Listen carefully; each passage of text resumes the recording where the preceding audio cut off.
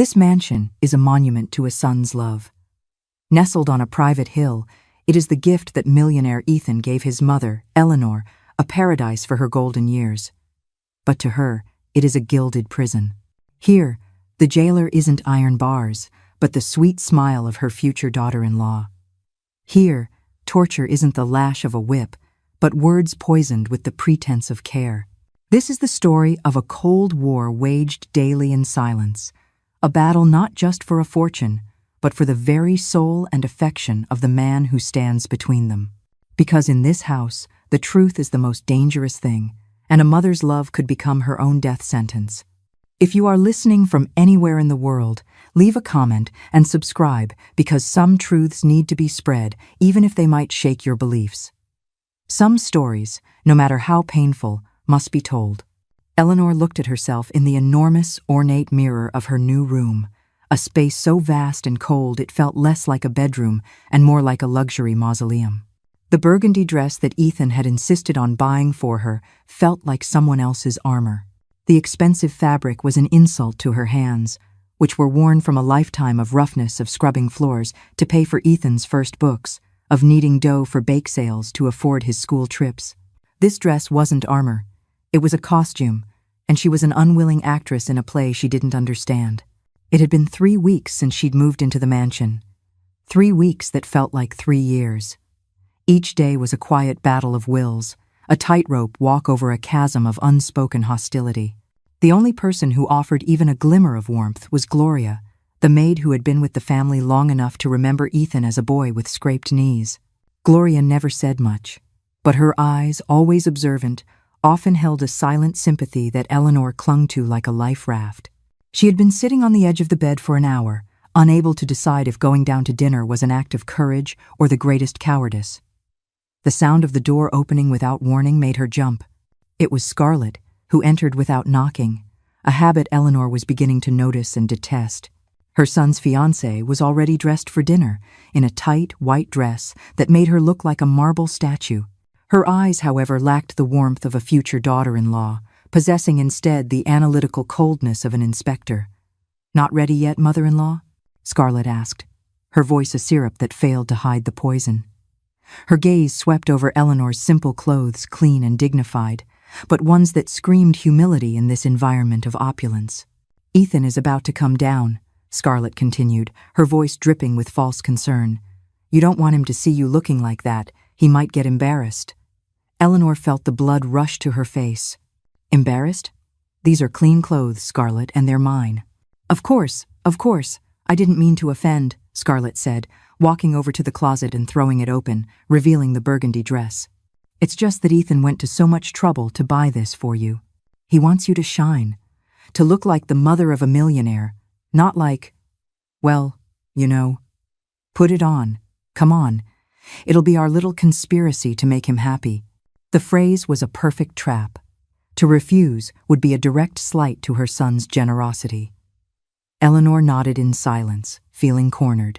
While she changed, Scarlett remained in the room, watching her, judging her. When Eleanor finally put on the dress, Scarlett circled her like a shark. "Much better. Now you look the part. Come on, let's go down. Lean on me.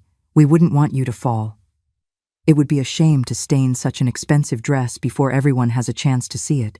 Scarlett's grip on her arm was like a vice, a painful reminder of who was in control. At the foot of the stairs, Ethan waited for them with a smile that could have lit up the entire city. "Well, look at my 2 queens. Mom, you look spectacular. Doesn't she, my love? Like a movie star. A star, my darling. I told you. She just needed a little push," Scarlett replied, giving Eleanor a meaningful look before leading her to the dining room. The dining room was a display of opulence that turned Eleanor's stomach. They sat down, and Gloria, the maid who had worked in the house for years and had watched Ethan grow up, began to serve the wine. She was a discreet woman with an observant gaze, and the only person in that place who seemed real. "Gloria," Scarlett intervened suddenly, just as the maid was about to pour Eleanor wine from an elegant bottle. "Please serve the lady the house wine, the one we drink during the week. I doubt she'll notice the difference, and there's no need to waste the reserve. Her palate is more traditional." "Ethan, distracted by a message on his phone, paid no attention. But Gloria and Eleanor exchanged a brief, understanding glance. The insult, a sharp jab of classism disguised as domestic efficiency, hung in the air between them. Gloria, with an almost imperceptible tension in her jaw, nodded and went to get the other bottle. Eleanor felt her cheeks burn, but she kept her eyes fixed on her empty plate. "Well, family, we need to talk about the wedding," Ethan said, putting his phone away. "I was looking at flower catalogs. What do you think, Mom? Did you like any flowers?" Eleanor saw a small opportunity to participate, to be herself. "Well, son, I've always liked daisies. They're simple flowers, but very cheerful. In the yard of our little house, I had a garden full of them." Scarlett let out a crystalline, condescending laugh. "Oh, how sweet, mother-in-law. Daisies. What a quaint memory, right, my love? For our wedding, we're thinking of something more sophisticated. Orchids flown in from Hawaii, maybe some black tulips from the Netherlands, something that shows our status. You understand? Daisies are nice, but for a small-town christening." Ethan, wanting to mediate, tried again. "Well, tell Scarlett a story from when I was a boy, Mom, so she can get to know you better. Tell her about the time I fell from the peach tree." Eleanor smiled, a genuine memory at last. "Oh, that time. You were about 8 years old, and you climbed to the highest branch." "You had a peach tree at your house?" Scarlett interrupted, with a curiosity that sounded more like an interrogation. "Yes, a very large one in the backyard." "Ah, so you had a yard. I thought your house was smaller. Was the roof tin or shingle?" "I heard that in those neighborhoods, the sun really heats up the tin." Each question was an excavation into her humble past, designed to expose it, to highlight it with a fluorescent marker of poverty in front of her son. "It was shingle," Eleanor replied curtly. In that moment, something shifted inside Eleanor. Scarlett thought she was digging up shame, but what she was actually unearthing was pride. Pride in the shingle roof that Eleanor and her late husband had repaired with their own hands. Pride in the small yard that had produced the sweetest peaches and the brightest daisies. Scarlett saw poverty. Eleanor remembered a kingdom built on love and hard work. She remained silent, not out of weakness, but because she knew some treasures are invisible to eyes blinded by greed. The dinner continued in that tone. Every attempt by Ethan to include his mother was sabotaged by Scarlett with an innocent question or a sophisticated comment that left Eleanor feeling out of place. The tension was so thick you could have cut it with the silver knives. Then the main course arrived, blackened redfish with a spicy Creole sauce. "This is my favorite dish," exclaimed Ethan. "Mom, you have to try it, but be careful. It's devilishly spicy." "Your mom doesn't mind, right, mother-in-law?" "You're one of the brave ones," Scarlett said, serving Eleanor a generous portion and making sure it had an exaggerated amount of sauce. Eleanor, not wanting to be rude, took a bite. The spiciness was an explosion of liquid fire in her mouth. She felt herself choking, that air couldn't reach her lungs. Her eyes filled with tears, and she blindly reached for the glass of water. It was at that precise moment that Scarlett, under the guise of laughing at something Ethan said, stretched out her arm. It was not a random gesture. With the calculated precision of a predator, she slid Eleanor's glass just a few inches away, a small, deliberate movement, enough so that her desperate fingers found only empty air. The gesture was so subtle that Ethan noticed absolutely nothing, but Gloria, who was serving more bread, saw it. She saw the intention, the calculated malice. Her face hardened like a stone. It's in these silent, almost invisible moments that the deepest wounds are inflicted. How do you fight an enemy who attacks without ever throwing a punch? The battle had just begun, and the rules of engagement were terrifyingly clear. Eleanor gasped, her hand fumbling clumsily on the tablecloth. Panic began to take hold of her. "Gloria, water for the lady." "Quickly," Scarlett ordered, feigning sudden alarm. "Oh, mother-in-law, for God's sake, you're so sensitive." "I told Ethan this was very spicy." Gloria hurried to fill the glass and put it in her hands. Eleanor drank desperately. The cool water was a heavenly relief for her burning throat. When she could catch her breath, she looked up and saw Scarlett watching her. In her eyes, there was no concern, but a spark of victory. The pure pleasure of having tortured and humiliated her in front of everyone and getting away with it. Later, when Ethan got up to take a business call in his office, Eleanor was left alone with Scarlett in the immense living room. The silence was heavy, charged with the undeclared battle that had just been fought. "You see how easy everything is when you cooperate, mother-in-law," Scarlett said, filing a nail with indifference. "You smile, you nod, you eat what you're served, and you keep quiet. That way, we're all happy, and nobody gets hurt. Your role is very simple. I suggest you learn it well, and get used to your new place in this family. Now, if you'll excuse me, I'm going to see what my fiancé needs." Scarlett stood up and left, leaving Eleanor alone on the brocade sofa, with the taste of spice and humiliation in her mouth, and with an icy certainty in her heart. This wasn't a dinner. It had been the first of many battles, and she was losing them all. The next morning, sunlight filtered through the mansion's large windows, painting golden squares on the Persian rugs. It was a scene of peace and wealth that contrasted violently with the storm brewing inside Eleanor. Breakfast was a meticulously rehearsed play. Ethan, brimming with energy, talked about his day's schedule while Scarlett served him coffee and spread jam on his toast, playing the part of the perfect future wife. She gave Eleanor sweet smiles and asked if she had slept well, questions whose answers she couldn't care less about. "Well, my loves, I have to go. I have a meeting with some Japanese investors that could change the future of the company," Ethan said, standing up and adjusting his tie. He went to Scarlett and gave her a long, deep kiss. Then he took out his wallet. "Here, my queen," he said, handing her a platinum credit card. "Go shopping with your friends and start looking at things for the house decor. Buy whatever you want. There's no limit. You deserve it for making me so happy." Scarlett's eyes glittered with a greed she skillfully disguised as gratitude. "Oh, my love, you shouldn't have, but thank you. I'll use it wisely." Then Ethan went to his mother and gave her a strong, genuine hug. "Be good, Mom. Rest, read a book, walk in the garden. This is your home too. I want you to enjoy it. I love you very much, and I you, my son. I hope it goes well for you," Eleanor replied, clinging to that hug like a castaway to a plank. Ethan left.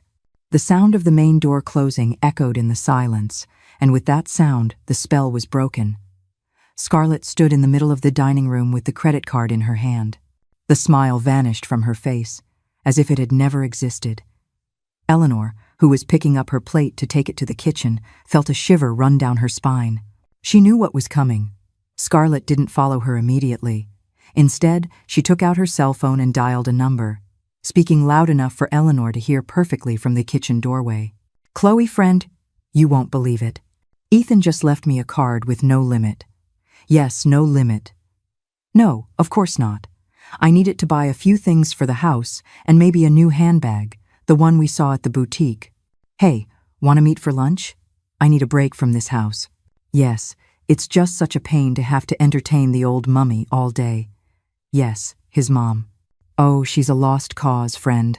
But well, anything to secure the future, right? See you at 1. Kisses." Every word was a poisoned dart. Mummy. Secure the future. Eleanor entered the kitchen with her heart pounding in her chest. She went straight to her little corner, her sanctuary, seeking the normalcy of her instant coffee and her cookies. She needed that little ritual to ground herself, to remember who she was. Scarlett entered the kitchen seconds later, moving with a predatory arrogance. She leaned against the doorframe, arms crossed. "You know, Eleanor," she said. Her voice was now a whip. "I've decided I'm not even going to call you mother-in-law anymore. It's a title of respect and affection, and you and I have neither. You haven't earned that right. To you, I am the lady of the house, and you are the permanent guest." She approached the counter where Eleanor was preparing her coffee. She looked at the chipped mug, the cheap glass jar. "I really don't understand how Ethan could have come from such misery." "This is what you drink? This trash?" she asked, pointing at the coffee. Before Eleanor could react, Scarlett took the coffee jar, opened it, and with an expression of profound disgust, emptied the entire contents onto the freshly polished white marble floor. The dark granules scattered like dirt. "This smells of poverty, of complacency," she said as she walked to the trash can and dropped the empty glass jar, which made a hollow, sad sound. I hate complacency, and I hate filth. Eleanor looked at her, horrified. But why did you do that? That was my coffee. It was trash, Scarlett yelled, her face contorted with rage. And I don't want trash in my house. I don't want it on my countertops, I don't want it in my pantries, and if I could, I wouldn't want it breathing my air. Gloria, drawn by the shout, appeared at the kitchen door, her face pale. Scarlett saw her.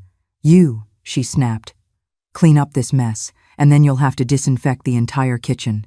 Who knows what kind of bacteria this lady brings from her neighborhood? Then she turned to Eleanor, her voice dropping to a dangerous hiss. I'm going to give you a new list of rules, since it seems you didn't understand last night's. Rule number 1, you are forbidden to sit on the sofas in the main living room. They are Italian silk, and I don't want you to stink them up. Rule number 2, you are forbidden to speak to my friends if they visit. You will lock yourself in your room and not come out until I tell you to. Rule number 3, the pool is for me and my guests, not for you. Rule number 4, and the most important, you are forbidden to speak to me unless I speak to you first. Your opinion, your memories, and your stories interest no one. Was I clear enough? Or do you need me to draw it for you with crayons? Eleanor, humiliated in front of Gloria, could only nod, tears of rage and helplessness burning her eyes. Scarlett smiled with satisfaction. Perfect. I'm going shopping. Gloria, make sure the guest eats in the staff room. Today there's lentil soup for the staff. Enjoy. Scarlett left, leaving behind a dense silence and a mess on the floor. Gloria looked at Eleanor, then at the spilled coffee. Without a word, she got a broom and a dustpan and began to clean. Her movements were mechanical, but her eyes were filled with a contained fury. When she finished, she approached the luxurious espresso machine, the one Scarlett had forbidden Eleanor to touch. She prepared a coffee, the strong, delicious aroma filling the air. She served it to Eleanor in a fine porcelain cup and handed it to her. Here, ma'am, she whispered. Sometimes a good coffee helps to endure the poison. It was a small act of rebellion, a gesture that told Eleanor that even though she was in a golden cage, she was not completely alone.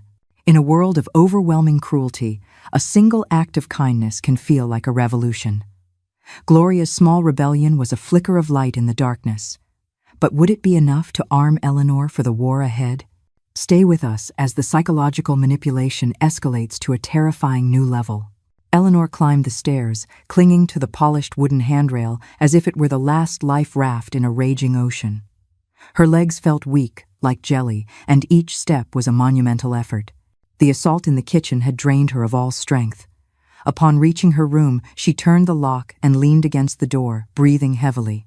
She felt like a fugitive in her own life, a prisoner in a luxury jail. She walked to the large window overlooking the garden, seeking some air. But when she tried to open it, she found the handle was stuck or locked, an insignificant detail that, at that moment, felt like a perfect metaphor for her situation. Trapped, with no escape, the feeling of claustrophobia was suffocating.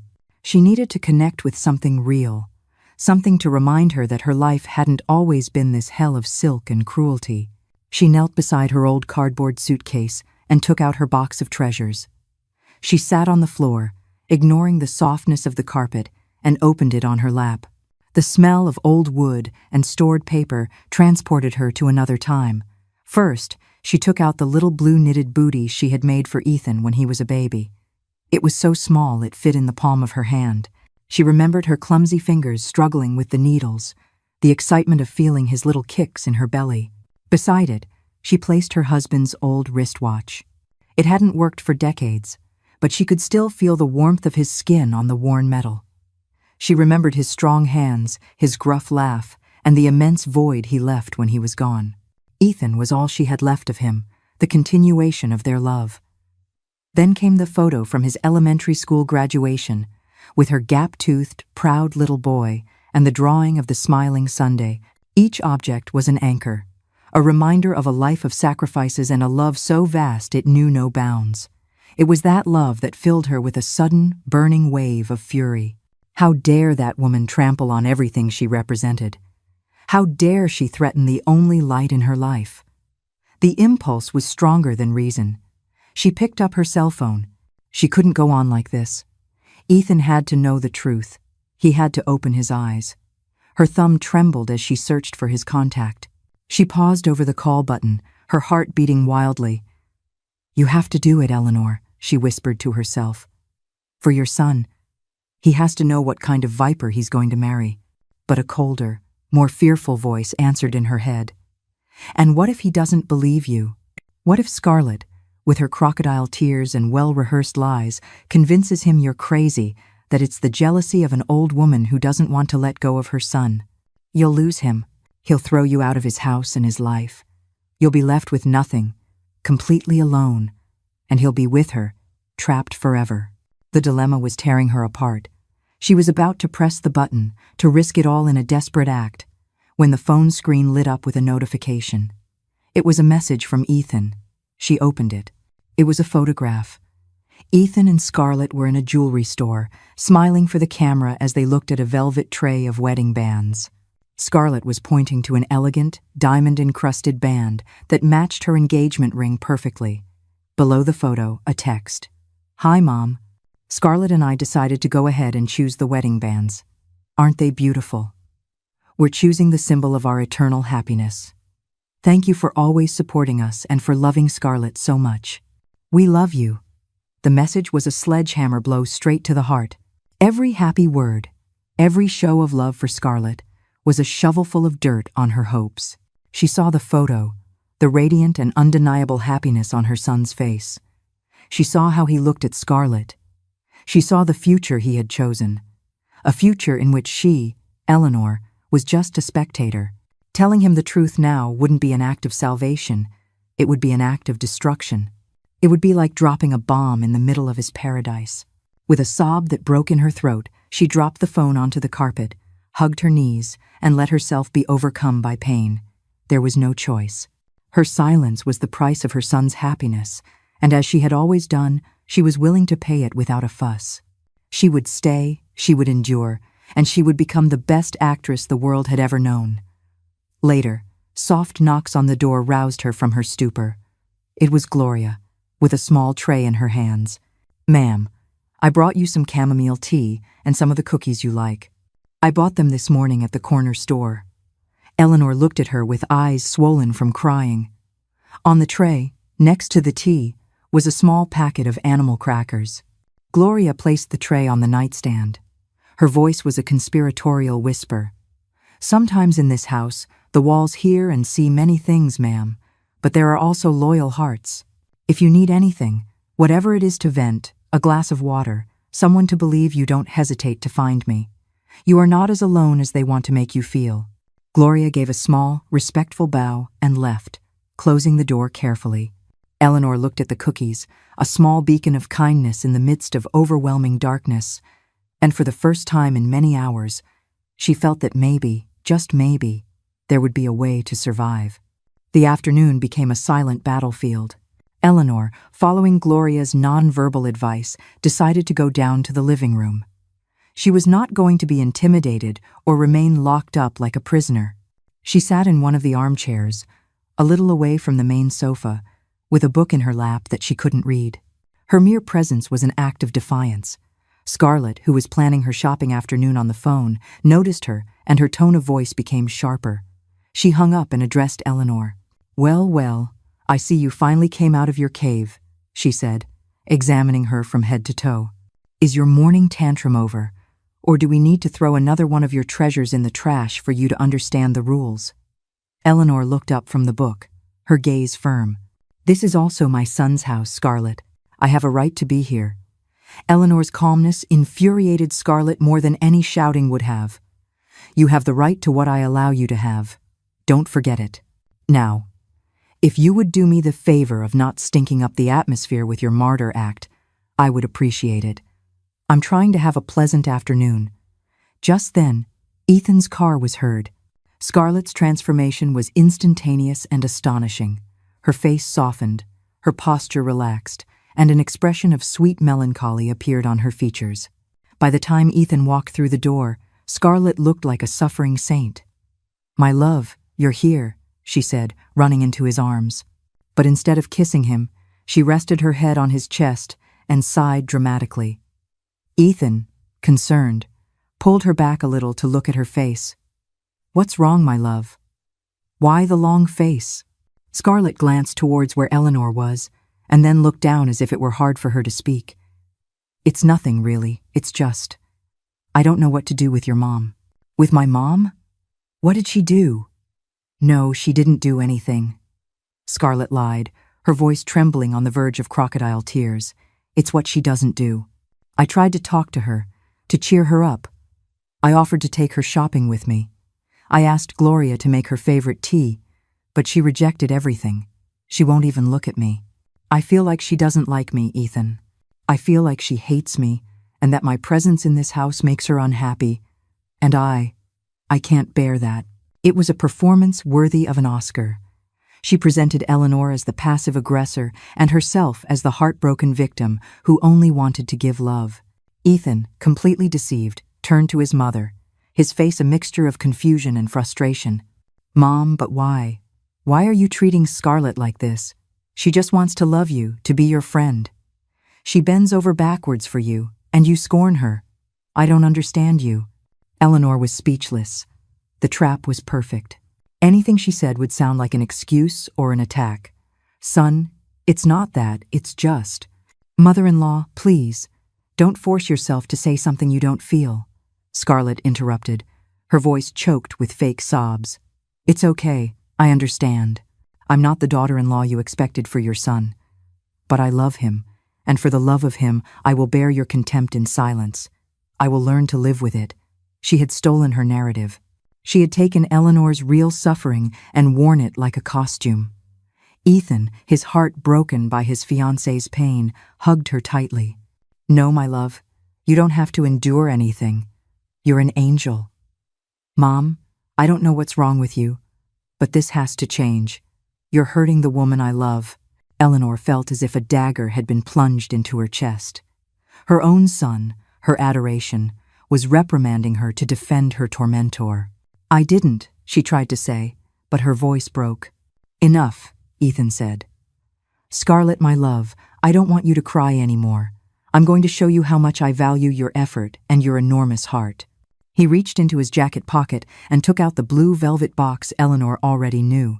He knelt before Scarlett, an absurdly theatrical scene. "I bought this for you today as a surprise, but now I feel it's more necessary than ever," he said, opening the box to reveal a stunning diamond necklace. "For the most generous, patient, and noble-hearted woman in the world, so that you never doubt that I do see who you are and how much you're worth." Scarlett gasped, the tears miraculously drying up to make way for an expression of ecstasy. "Ethan, it's perfect." He put the necklace on her, and she threw herself into his arms, giving him a long, voracious kiss. It was a kiss of possession, an act of marking territory, and while her lips devoured Ethan's, her eyes opened and locked onto Eleanor's. When the kiss ended, Scarlett stood up, radiant, touching the jewels hanging from her neck. She walked over to Eleanor, who was still frozen in the armchair. She leaned in and, in a whisper that only she could hear, said, "Jewels look better when they're paid for with someone else's tears." "Thanks for the gift, mother-in-law." Then, in a loud voice so Ethan could hear, she added, "You'll see, with time, we'll get along very well. It just takes a little effort on your part." She turned and took Ethan's hand, smiling. Eleanor was left alone with the echo of Scarlett's laughter in her ears and the cold of the imaginary diamonds burning her skin. The manipulation had been total. Not only had she been humiliated and isolated, but now, in her son's eyes, she was the one to blame for all the unhappiness in that house. The week leading up to the engagement party became a pressure cooker. The mansion, already hostile territory for Eleanor, was now the command center for a war that was not hers. Scarlett was glued to the phone day and night, her voice a constant drill coordinating floral arrangements, tasting menus, and the guest list a litany of important surnames that meant nothing to Eleanor. One morning, as Eleanor tried to enjoy a moment of peace in the garden, Ethan approached her, his face lit up with excitement. "Mom, I'm so glad I found you. Scarlett and I were talking, and we have everything ready to officially announce our engagement. We're having a party here at the house next Saturday. All the important people in the city will be there, my partners, Scarlett's family, friends. It's going to be an incredible night. Eleanor felt a cold knot in her stomach. A party. Hundreds of rich, elegant strangers. She felt like a mouse being invited to a cat's ball. That's wonderful, my son. I'm so happy for you, she said, trying to make her voice sound convincing. And I want you to look like the queen of the night, Ethan continued, oblivious to her turmoil. You're the groom's mother. You have to be stunning. At that moment, Scarlett appeared, gliding across the lawn like a snake in paradise. That's just what I wanted to talk about, she exclaimed with a smile that didn't reach her eyes. Don't you worry about a thing, my love. I'll personally make sure your mom looks spectacular. I'll take her shopping today, and we'll find her the perfect dress. It will be my gift to her.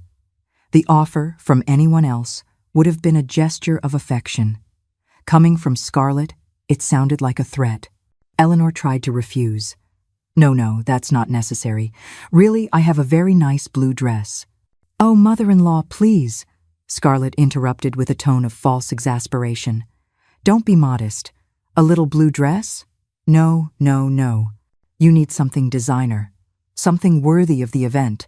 It's a matter of image, you understand. The family's image. It's decided. We're going after lunch. The ride in Scarlett's luxury car was a silent torture. While the driver navigated the most exclusive streets of the city, Scarlett chattered endlessly about the guest list. Senator Davis and his wife will be there. You have no idea the diamonds that woman wears. I also confirmed Gregory Thompson, the owner of the country's largest real estate development firm. You have to be especially nice to him, mother-in-law. He's a potential investor for Ethan.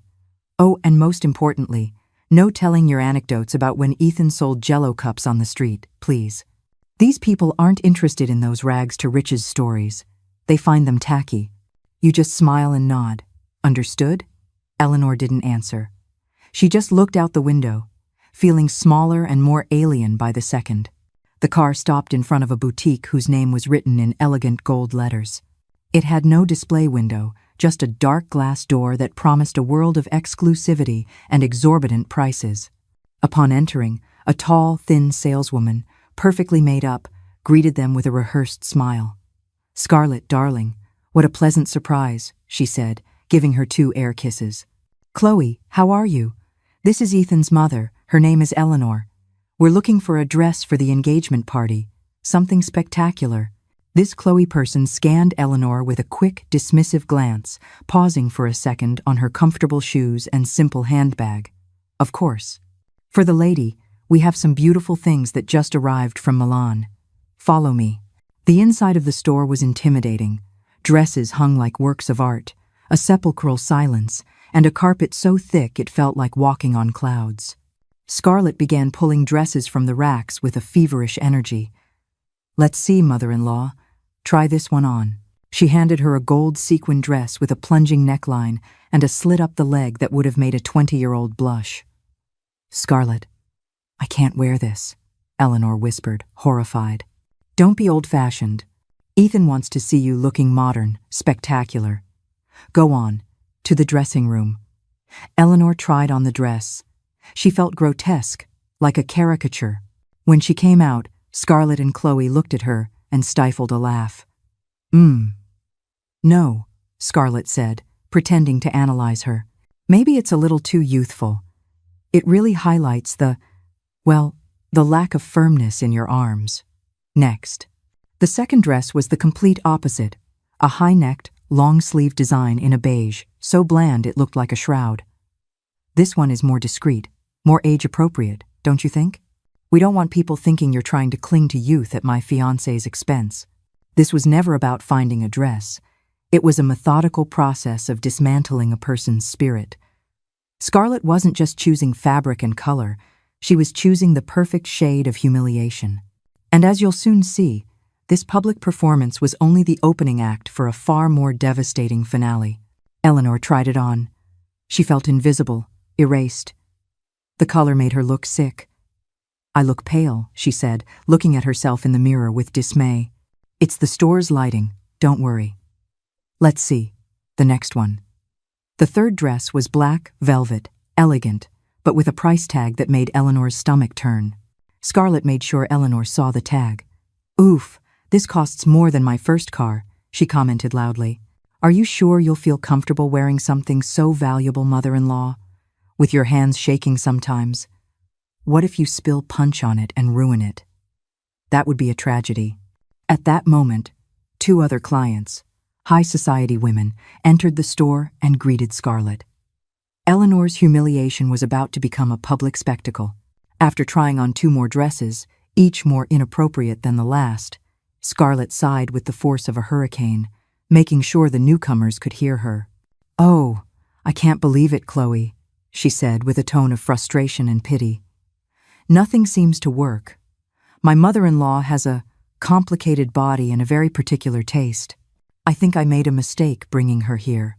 Maybe we should try a more modest store, one of those department stores downtown where they sell clothes for more. Simple, ladies.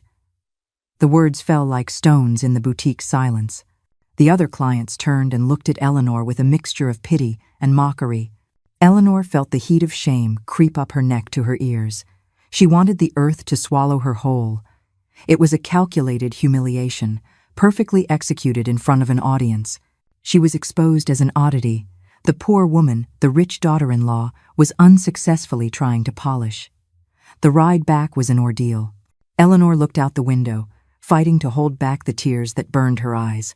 Scarlett, on the other hand, hummed a pop song, visibly pleased with her work. Upon arriving at the mansion, Ethan greeted them at the entrance. So, did you find Cinderella's dress? He asked with a smile. Oh, my love, you have no idea, Scarlett replied with an exhausted sigh. We went to every luxury store, but your mom didn't feel comfortable in anything. She's very particular about her clothes. But don't worry, I didn't give up. From a plain plastic bag, she pulled out a simple dress of shiny polyester with an old-fashioned cut. We passed by a little shop downtown, and I found this for her. It's much more her style, don't you think? Simple, comfortable, so she doesn't feel like she's in a costume. To Ethan, who knew nothing of brands or quality, the gesture seemed a show of consideration and affection. He saw his fiancée, tired after a day of fruitless shopping, proudly presenting a humble dress for his mother. You're an angel, my love. Always so thoughtful, he said, giving her a kiss. He turned to his mother. Right, Mom? It's perfect. Eleanor looked at the dress, the final symbol of her humiliation, and then at her son, his eyes filled with a blind happiness. She nodded, unable to speak. Yes, my son. It's perfect. She went up to her room, with the cheap dress in her hands, and the weight of a new defeat on her shoulders. The days following the disastrous shopping trip turned into a nightmare of preparations. The mansion was a hive of activity: florists, caterers, decorators. Scarlett was in her element, giving orders with the precision of a general, her voice a constant, metallic echo in the spacious halls. For Eleanor, every corner of the house had become enemy territory. She tried to make herself invisible, seeking refuge in the quietest places like the library or the farthest corner of the garden. But even there, she felt Scarlett's presence, a shadow watching and judging her. One afternoon, when thirst forced her to venture into the kitchen, she ran into Gloria. The maid was finishing her cleaning, her face tired but her eyes always alert. Seeing Eleanor, her expression softened. Good afternoon, Mrs. Eleanor. Can I get you something? Just a glass of water, Gloria. Thank you. Gloria not only served her the water but also took out a small paper-wrapped package containing a sweetbread, a pecan sandy, still warm. Keep this. I saved it for you from the bread they give us.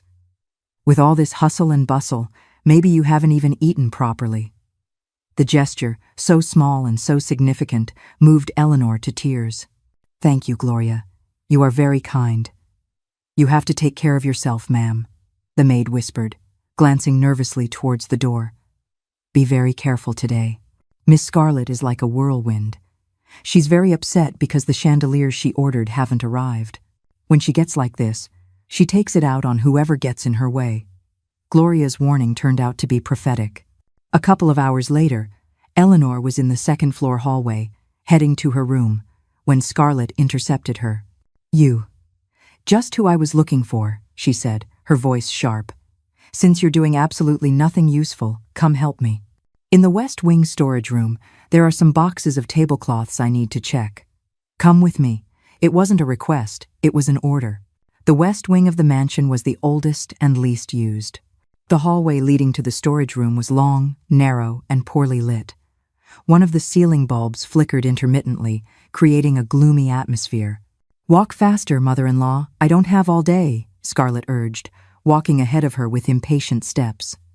Eleanor followed, carrying one of the smaller boxes Scarlett had foisted on her.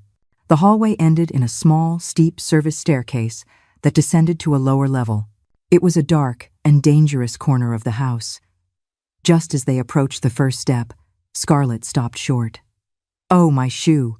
I think my heel is stuck," she exclaimed. She bent down, pretending to check her ankle, and in a movement that seemed clumsy and accidental, she stumbled backward, crashing with the full weight of her body against Eleanor.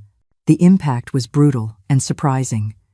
Eleanor, not expecting it, lost her balance. She instantly dropped the box, which tumbled down the stairs with a clatter, and let out a choked cry as her feet got tangled and her body plunged towards the void of the staircase. In a reflex action, she threw out her arms, and her fingers managed to grab the wrought iron banister at the last second. She was left dangling, her heart racing, half of her body over the abyss. The jolt caused a sharp pain in her arm and shoulder, and her skin scraped hard against the rough plaster wall. "Mrs. Eleanor!" Gloria's voice echoed from the other end of the hallway. Alerted by the crash of the box, she had come running. She arrived just in time to see the scene. Eleanor, suspended precariously, her face pale with terror, and Scarlett standing beside her, looking not with alarm, but with an expression of cold disappointment, as if annoyed that the fall hadn't been completed. Upon seeing Gloria, Scarlett's mask changed in a fraction of a second. "Mother-in-law, for God's sake, you nearly killed yourself," she screamed with perfectly acted anguish. "How clumsy of me. I tripped and almost pushed you. Please forgive me." Gloria ran and, along with a Scarlett now feigning overwhelming panic, helped Eleanor regain her balance and stand up. Eleanor was trembling from head to toe, not just from the shock, but from the certainty that it had not been an accident. Her eyes met Gloria's. In the maid's gaze, she saw the same certainty. Gloria had seen the split second of malice on Scarlett's face before the theatrics began. And Scarlett, in turn, watched them both, and in her gaze was an icy warning, a clear message for Gloria. You saw nothing. Gloria, ignoring Scarlett's threatening presence, put an arm around Eleanor's shoulders. "Come, ma'am, I'll take you to your room. You need to sit down and have some sugar water." What a terrible fright. As they walked away, Scarlett followed them with her eyes, an almost imperceptible smile playing on her lips. The plan hadn't gone perfectly, but the message had been sent. Once in the safety of the room, Gloria helped Eleanor sit on the bed. The old woman was still shaking. "Are you all right, ma'am? You didn't get hurt?" My arm hurts," Eleanor whispered, rubbing where she had scraped it against the wall. Gloria examined the arm and saw the red scraped skin, an injury that would become a dark, telltale bruise the next day. "That woman is the devil," Gloria said in a low voice, her face a mixture of anger and fear. The battle lines have now been redrawn. This was no longer just about humiliation, it was about survival. With a witness who is too terrified to speak, Eleanor is now facing a threat that could cost her more than just her peace of mind. It could cost her life. "This can't go on, ma'am. What she did. That wasn't an accident. I saw it. I know, Gloria. I know it too. But what can we do?" The fear in Gloria's eyes was deep. "If I speak up, she'll have me on the street in less than a minute. She'll make up a story for Mr. Ethan that I stole something, that I insulted her, anything. And he'll believe her. I have 2 children in school, ma'am. My mother is sick. This job is all I have. I understand, Gloria. Don't worry. I won't say you saw anything. I'm not going to get you into trouble. The alliance between them solidified in that moment. An alliance forged in shared fear and helplessness. Eleanor had a witness, an ally, but it was an ally silenced by necessity, as much a prisoner as she was in that golden cage. The next morning, the sun streamed through the window of Eleanor's room, but she didn't feel its warmth. She looked at her arm in the mirror. A large, dark, purplish bruise stretched from her elbow to her wrist, a violet map of Scarlett's hatred. It was a physical, painful reminder of her vulnerability. She carefully put on a long-sleeved blouse, hoping the fabric could hide the evidence of the assault. The pain was a dull, constant ache, but the pain in her soul was much deeper. She felt completely alone, trapped in a web of lies from which she saw no escape. She decided to go down to the library, the one place in the house Scarlett rarely entered, considering it boring. She was sitting in a leather armchair, trying to concentrate on the words in a book, when Ethan walked in. He wasn't in his usual rush, nor was his cell phone in his hand. His face showed a calm that Eleanor hadn't seen in weeks. "Hi, Mom. Am I interrupting?" "No, son. Of course not. Come in, sit down." He sat on the coffee table in front of her, a closeness that took her by surprise. "I wanted to apologize," he said in a low voice. "I've been so caught up in work and the party preparations that I've hardly spent any time with you. I feel like a bad son." Ethan's words were a balm to Eleanor's wounded heart. "Don't say that, Ethan. I understand you're busy. I'm very proud of all you've achieved. But none of that matters if my mom isn't happy," he replied, with a sincerity that disarmed her. "Tell me something. Tell me about when we lived in the house in Grant Park. Do you remember the neighbor who had the dog that barked all night?" Eleanor smiled, a genuine memory surfacing. "Mr. Harrison, of course I remember. And you were terrified of that dog." They began to talk, to reminisce about old times. For a moment, the mansion, Scarlett, and the fear disappeared. It was just the two of them again, mother and son, connected by a bond of love and shared history. Eleanor felt a wave of hope. He was there, listening to her, being her old Ethan. Maybe this was the moment. Maybe now, in this bubble of intimacy, he could listen to her, could believe her. As they talked, he reached out to take her hand in a gesture of affection. As he did, the sleeve of Eleanor's blouse slid up, revealing the edge of the horrible bruise. Ethan's smile vanished instantly, replaced by a look of alarm. "Mom, my God, what is this?" he exclaimed, carefully pushing the sleeve back to see the extent of the injury. "What happened to your arm? It looks awful." The moment had arrived. It was now or never. Eleanor's heart began to pound brutally. Her mouth went dry. She looked into her son's worried eyes, gathered all the courage left in her body, and opened her mouth to tell the truth, to speak the name of her tormentor. "Son, I have to tell you something very important. What happened was, Scarlett." The words were about to come out, suspended in the air, heavy with weeks of suffering. But at that precise instant, the library door burst open with a force that made them both jump. It was Scarlett, her face glowing with unbridled euphoria, waving an envelope in her hand. My love, you're not going to believe this. You have to see this," she shouted, running towards them, completely ignoring the tension in the room. Ethan, bewildered, turned to her. "What is it, Scarlett? What's all the commotion?" "The country club, my love. The one we were on the waiting list for 2 years. They just called me. There was a cancellation, and they offered us the date we wanted so badly for the wedding. The first Saturday in June. We're getting married in less than 2 months.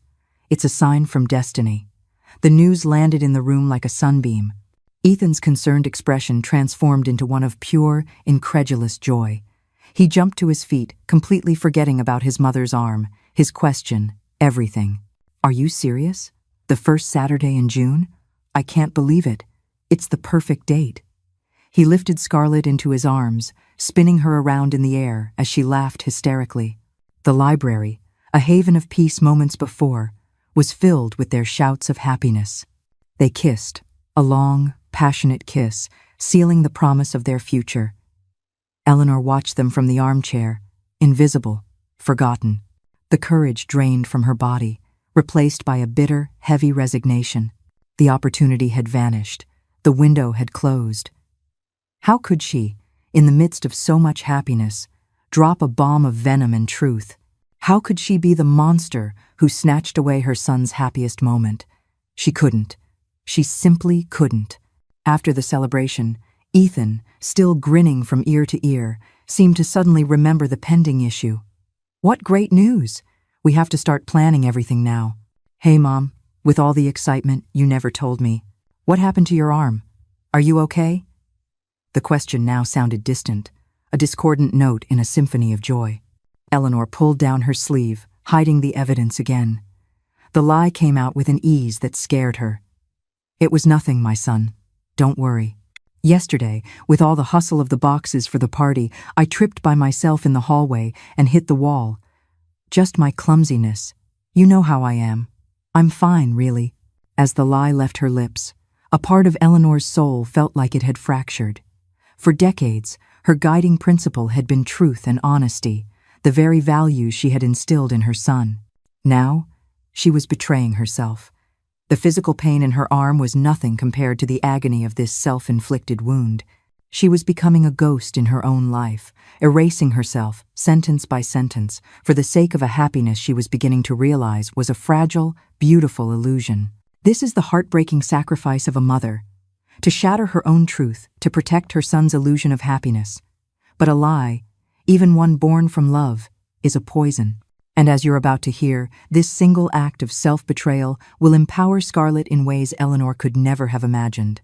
Ethan, eager to return to his fiancée's arms and their wedding plans, accepted the explanation without hesitation. Well, be more careful, okay? Don't give me these scares. Now, come on. Let's open a bottle of champagne to celebrate. Scarlett, who had observed the entire exchange with the eyes of a hawk, approached Eleanor as Ethan went to the cellar. She gave her a hug that felt like a boa constrictor's. "Oh, mother-in-law, you nearly scared me to death. You have to watch where you're going," she said loudly. And then, in a whisper that only Eleanor could hear, she hissed in her ear, "Very good decision. I congratulate you on your intelligence. It seems you're learning, after all." She pulled away, smiling, and went to join her fiancé, leaving Eleanor alone with her lie, her pain, and the crushing certainty that she had lost her last chance. The lie about the bruise was a turning point. For Scarlett, it was the definitive proof that she had total control. She had humiliated Eleanor in public and private, physically assaulted her, and not only had the old woman said nothing, but she had lied to protect her. This submission emboldened Scarlett in a terrifying way. She felt invincible, untouchable. Eleanor was no longer a threat to be neutralized, but a mouse she could play with before delivering the final blow. She began a campaign of subtle and constant psychological torture. She would hide Eleanor's reading glasses and then accuse her of being forgetful when she couldn't find them. If Eleanor was watching her soap opera, Scarlett would come in and accidentally change the channel. She began to plant the idea in Ethan's mind that his mother was losing her faculties. "My love, I'm so worried about your mom," she would say with a frown. "The other day she asked me the same thing 3 times, and she's leaving her keys all over the place. I think her age is starting to catch up with her." One day, Scarlett was on the terrace talking on the phone with her friend Chloe, the boutique owner. She was complaining bitterly. "I just can't stand her anymore, friend. She's like a ghost dragging herself around the house, always with that victim face. She ruins the energy of my home. I swear, sometimes I wish she would just magically disappear." Chloe, from the other end of the line, let out a frivolous laugh. "Oh, Scarlett, don't be so dramatic. If she bothers you that much, just put her in a nursing home. There are some really cute ones in Florida." The suggestion, made in a joking tone, lit up like a light bulb in Scarlett's mind.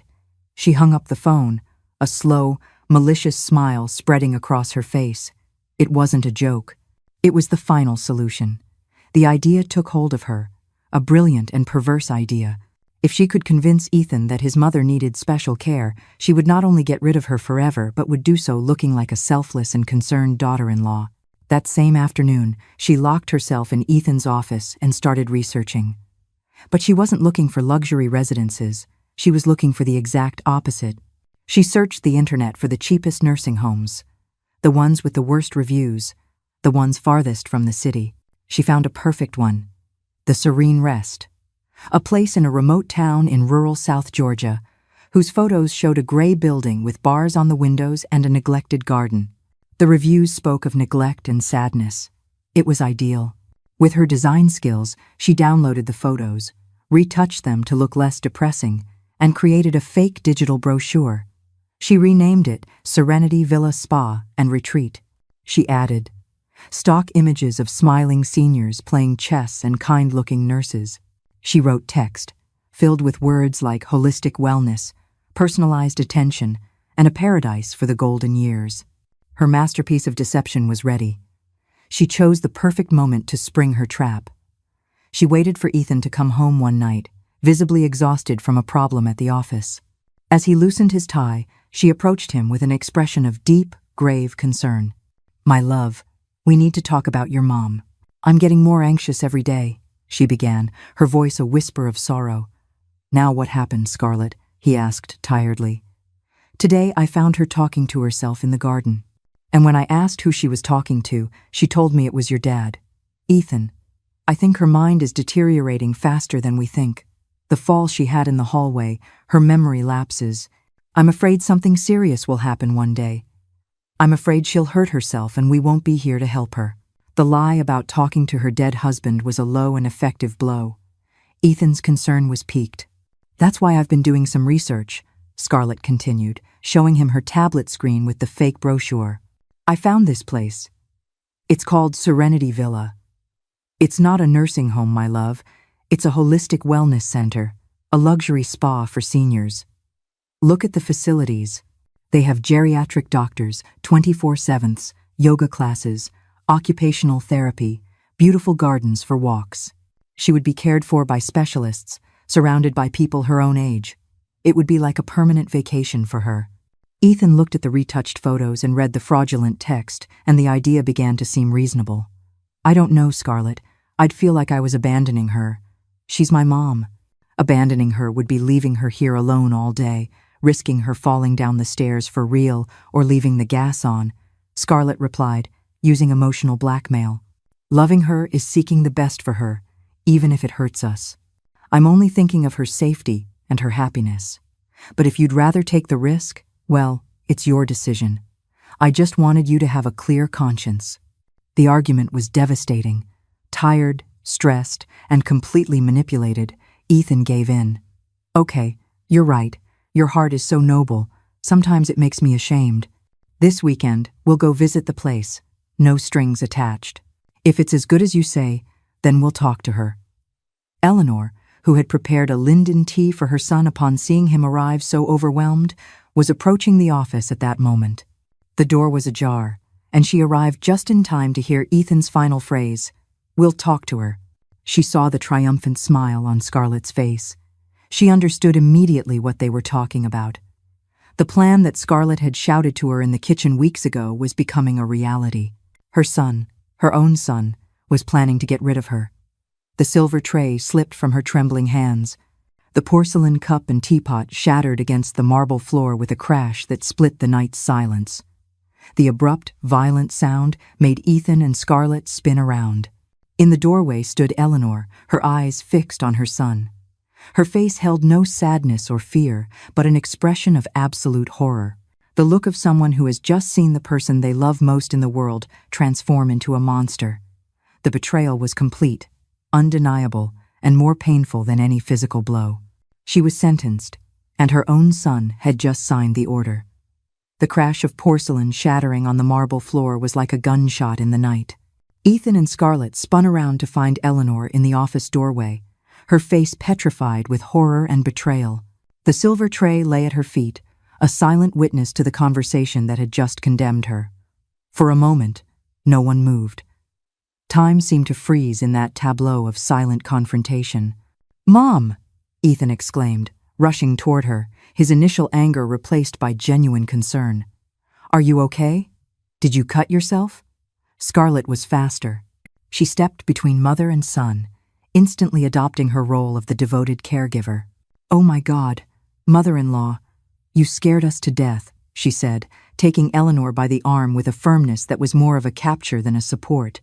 You're as pale as a ghost. I told you, Ethan. She's not well. She's exhausted, confused. The tray must have slipped. Come on, mother-in-law. I'll take you to your room so you can lie down. Eleanor tried to pull away, tried to speak, but the words wouldn't come. The shock had rendered her speechless. She could only look at her son, a silent plea in her eyes that he, in his blindness, was unable to decipher. Yes, take her, my love. Thank you, Ethan said, already bending down to pick up the largest pieces of the broken cup. Gloria, come clean up this mess, please. As Scarlett forcibly escorted her down the hall, Eleanor saw Gloria approaching with a look of deep anguish. Their eyes met over Scarlett's shoulder. In the maid's eyes, Eleanor saw her own terror reflected. Gloria knew something terrible was happening. Once in the room, Scarlett pushed Eleanor onto the bed without any gentleness. What a scene, she hissed, locking the door. You always have to be the star, don't you? Can't you just accept your fate and leave us in peace? I swear, if Ethan starts to doubt because of you, you will regret it. Eleanor finally found her voice, though it was a broken whisper. Why? Why so much hatred? I've done nothing to you. Scarlett let out a laugh, an ugly, joyless sound. Done nothing to me? You exist. That's your sin. You're a constant reminder of the misery Ethan comes from, an anchor tying him to a past I want to erase. He is destined for greatness with me, and you don't fit into that picture. Now go to sleep. Tomorrow will be a very long day. She left, locking the door from the outside. Eleanor heard the click of the lock, and panic flooded her. She was locked in. She was a prisoner. For a moment, despair overwhelmed her. She felt old, weak, and completely defeated. She knew about the nursing home plan, and now she was trapped, unable to do anything. But then, as tears of helplessness streamed down her cheeks, something changed. The image of her son's face, so easily manipulated, so blindly in love, ignited a spark of fury within her. No, she would not give up. She would not let that woman destroy her son and take everything he had built. Fear transformed into a cold, icy determination. She couldn't fight her with strength, but perhaps she could with cunning. She had to find proof so irrefutable that not even Ethan's blind love could deny it. The next morning, Scarlett, believing Eleanor to be completely subdued, opened the door. I brought you breakfast. Eat. I don't want you fainting on the trip. She left the tray and walked away, leaving the door open.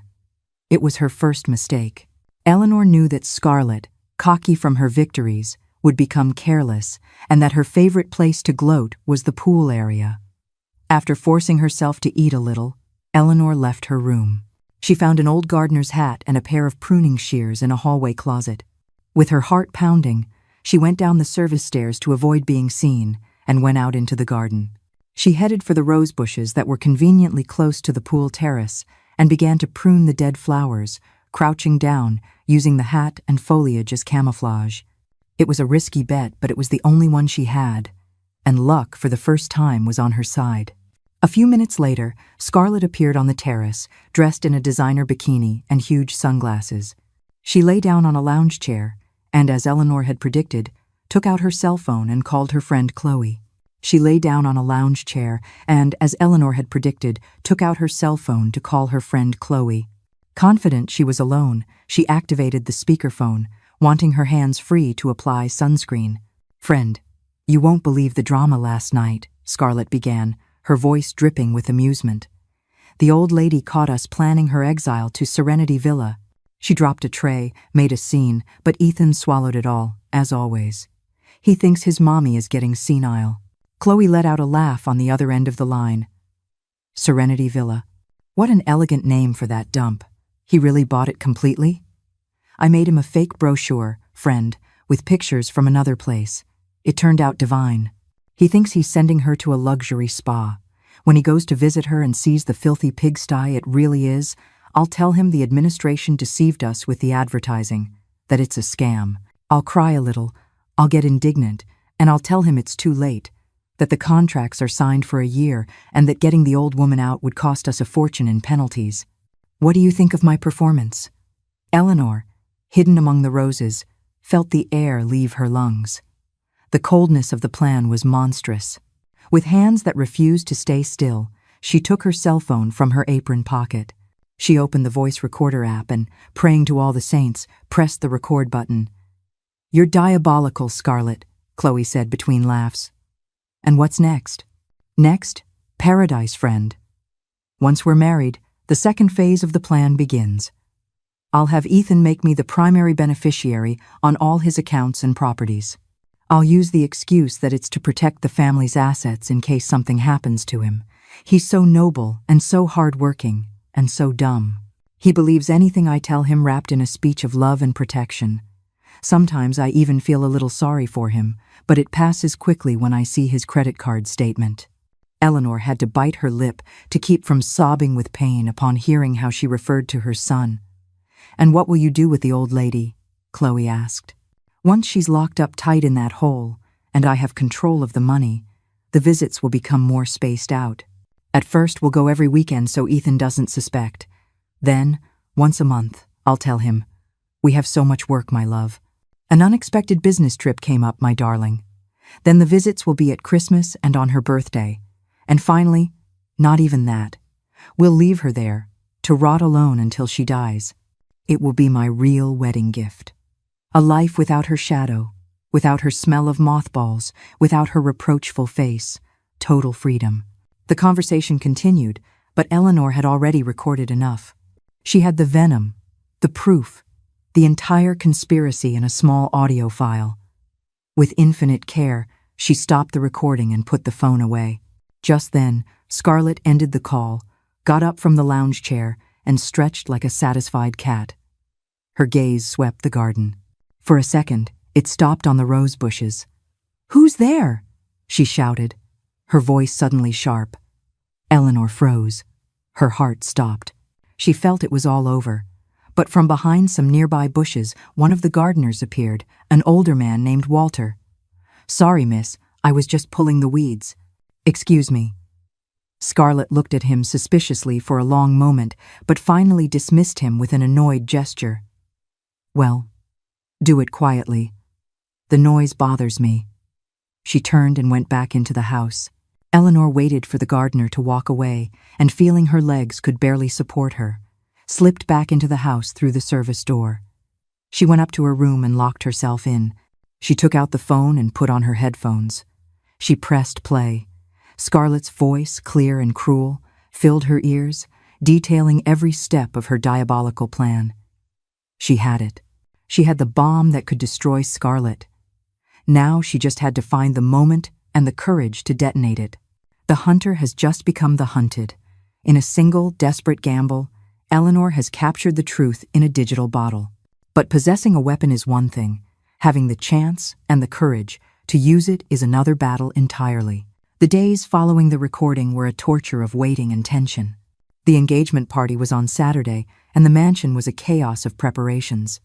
Eleanor clung to her phone as if it were a sacred amulet, waiting for the perfect moment to show the recording to Ethan. But that moment never came. Her son lived in a whirlwind of meetings, calls, and last-minute decisions. When he was home, Scarlett never left his side, clinging to his arm, interrupting any attempt at a private conversation. Eleanor felt like a sniper waiting for a clean shot that never presented itself. Meanwhile, Scarlett, ignorant of the weapon Eleanor possessed, intensified her psychological warfare. She knew time was running out, and she needed to solidify the image of Eleanor as a senile old woman before sending her to the nursing home. She moved her personal belongings, the book she was reading, her knitted shawl, and then helped her find them in absurd places. "Mother-in-law, for God's sake, what are your glasses doing in the sugar bowl?" she would say with false surprise in front of Ethan. "Honestly, you worry me more every day." Eleanor had to endure the humiliation, knowing that protesting would only reinforce Scarlett's narrative. Her future daughter-in-law's cruelty reached a new level when Eleanor received a call from Beatrice, one of her lifelong old friends. Scarlett, who was nearby, snatched the phone from her hand. "Hello?" "Oh, Beatrice. How are you?" "This is Scarlett, Ethan's fiancée." "Yes, your friend is here, but honestly, she's not very lucid right now. Poor thing, she's been saying strange things." No, don't worry. We're taking great care of her. I'll give her your message. All right, take care." She hung up, severing Eleanor's last tie to her outside world. "We don't want you spreading your craziness to your friends, do we?" she said, handing back the phone with a venomous smile. Confirmation of her worst fears came through Gloria. The loyal maid sought her out in the library, her face pale with fear. "Ma'am, I have to warn you about something," she whispered, glancing at the door. "I heard Miss Scarlett talking to the driver. She gave him very clear instructions. She asked him to have the car ready tomorrow, Friday, at 9 a.m. sharp. She told him it would be for a long trip out of the city and specified that he should come alone, without the other bodyguard. She said they were going to transport a very delicate and fragile package." Eleanor and Gloria looked at each other. No further explanation was needed. The delicate package was her.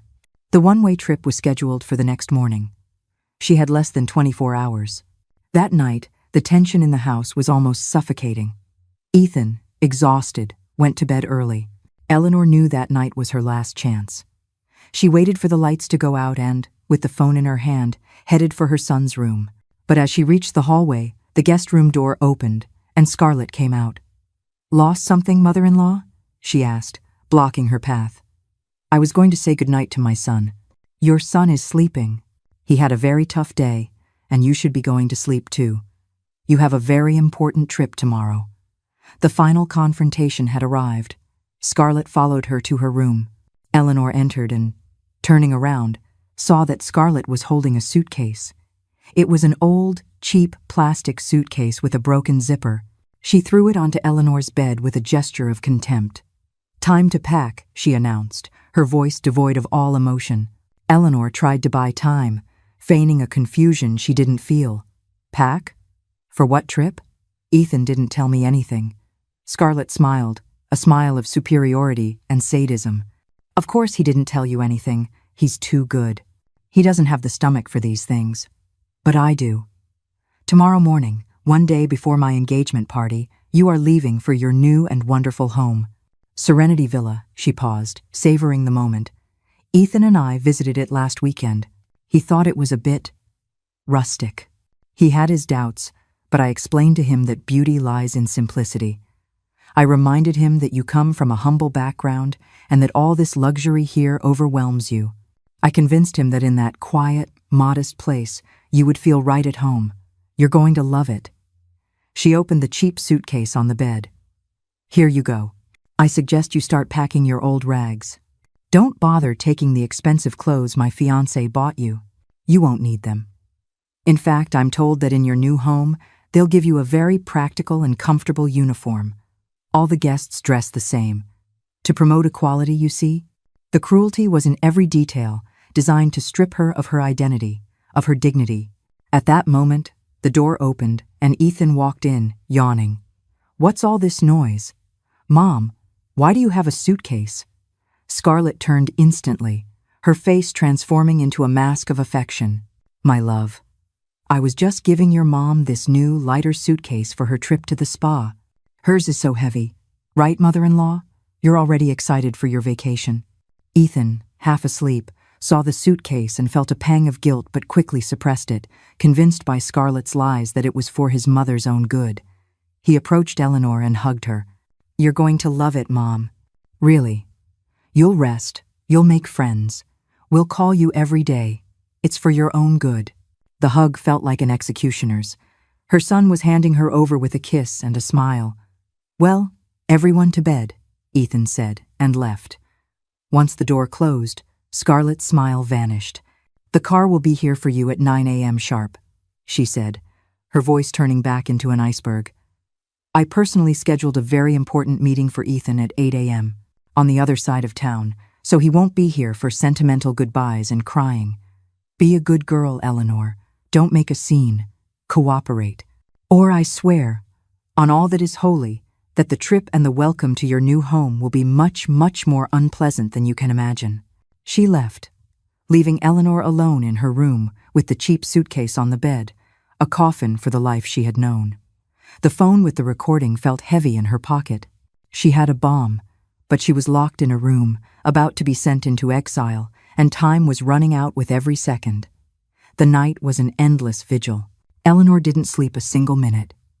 She sat in the armchair by the window, watching the moon traverse the sky, feeling the tick-tock of the living room clock like hammer blows in her head.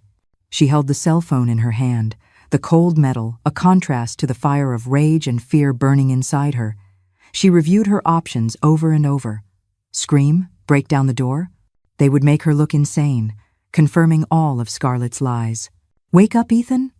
Scarlett would be by his side in a second, denying everything, saying the recording was a setup, a fake made by a jealous, senile old woman. And Ethan, in his state of infatuation, would probably believe her. No, a panic attack would do her no good. She needed a plan. She looked at the wooden box with her treasures lying on the dresser. She got up and opened it. She contemplated her husband's photo, her son's drawing, the knitted booty. They weren't just memories. They were testaments to her strength. She had raised a son alone in a difficult world. She had faced poverty, loneliness, and loss.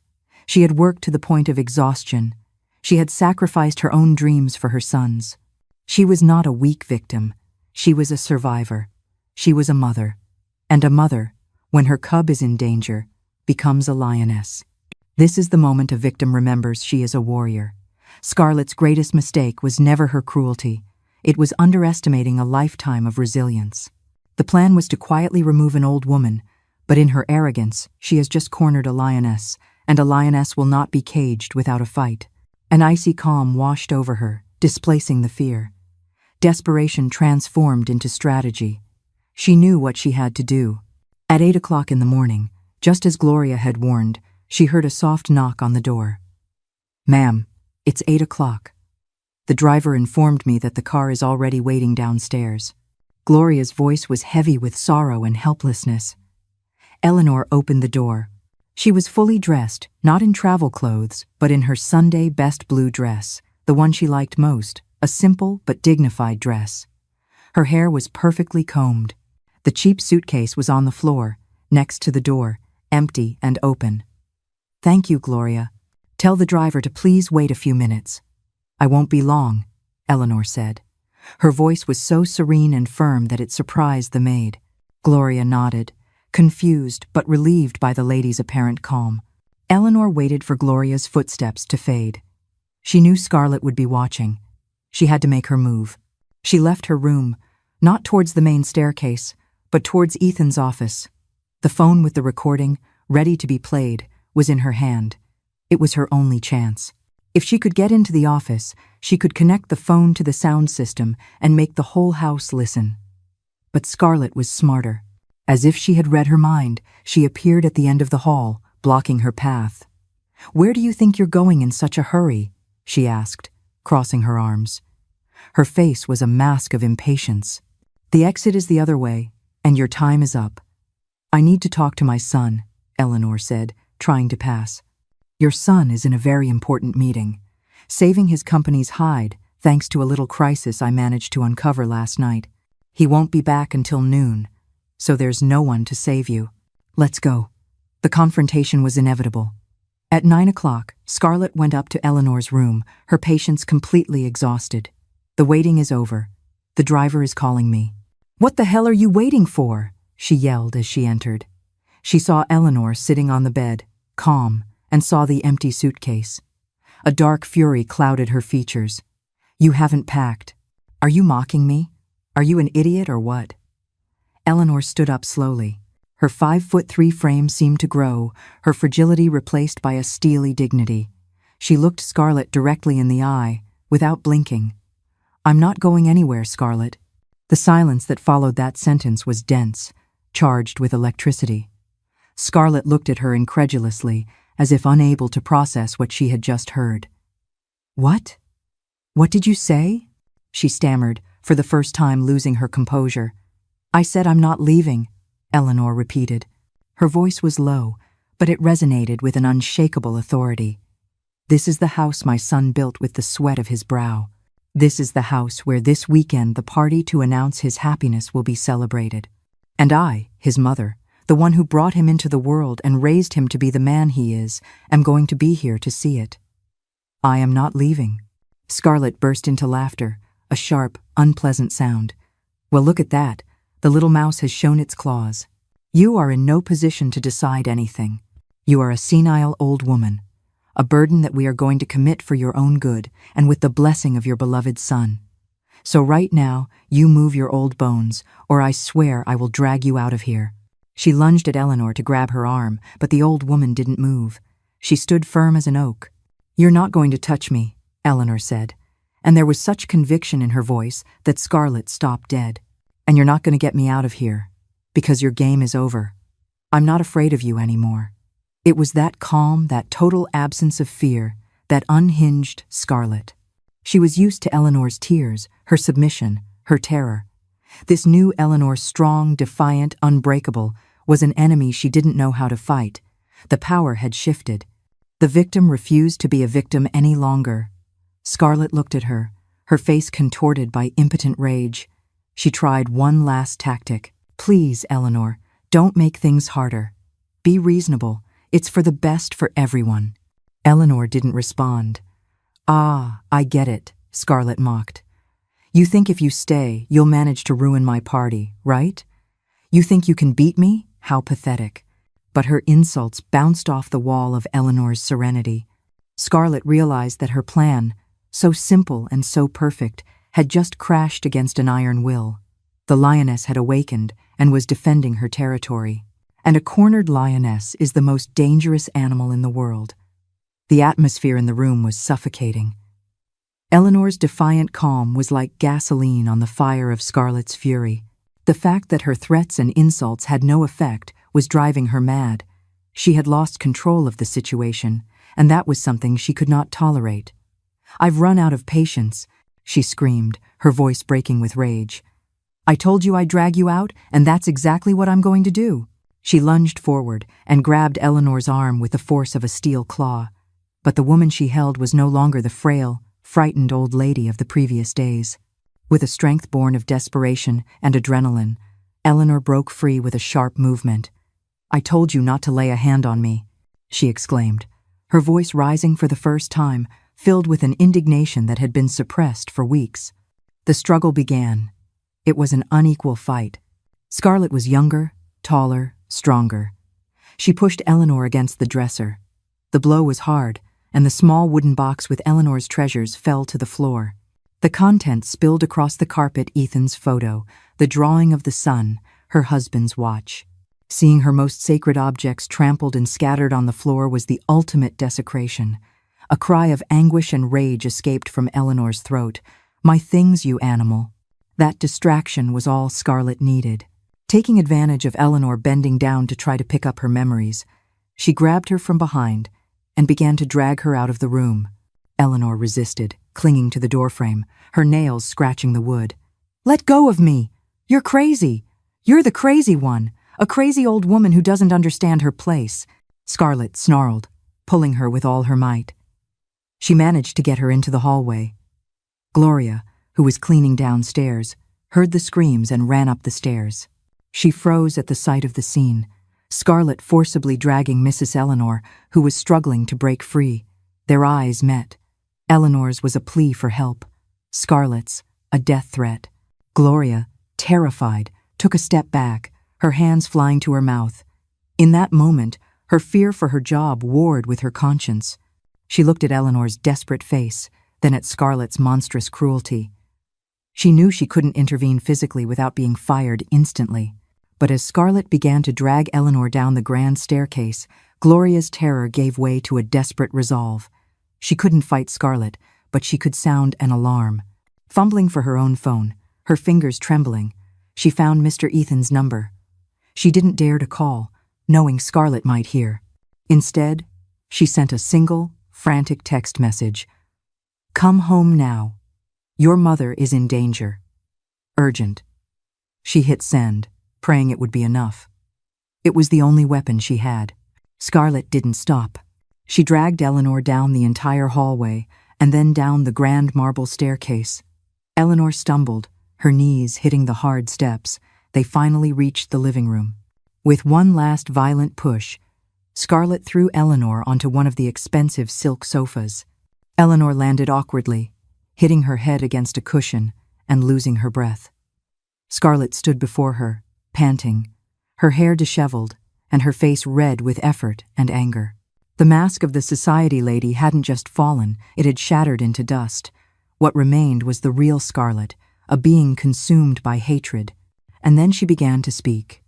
It was a venomous monologue, a torrent of bile she had been accumulating for months. "Who the hell do you think you are?"